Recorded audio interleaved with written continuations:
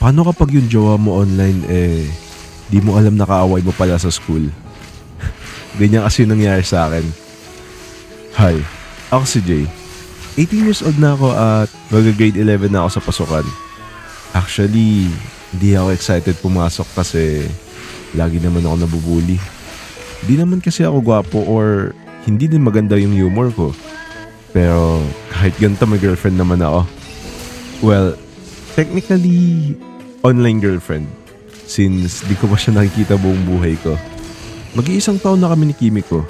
Nakilala ko lang siya sa Discord. Nagsimula yan nung naghahanap ako ng kalaro.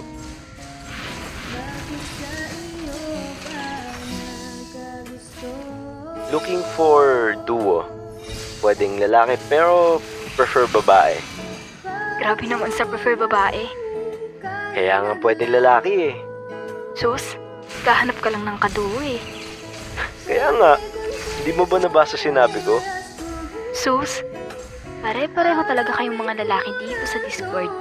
Lo, nadamay pa nga ako. Naghahanap lang naman ako ng kaduo. Lahat naman kayo naghahanap ng kaduo eh.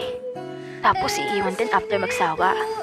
Or worst, ipagpapalit niyo ba kami sa nakilala niyo ng in-game? Kalma lang te. Bakit ba?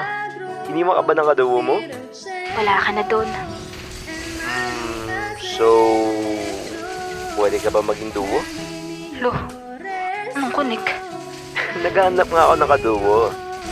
Bigla ka naman nag-reply. So, gusto mo ba ng kalaro?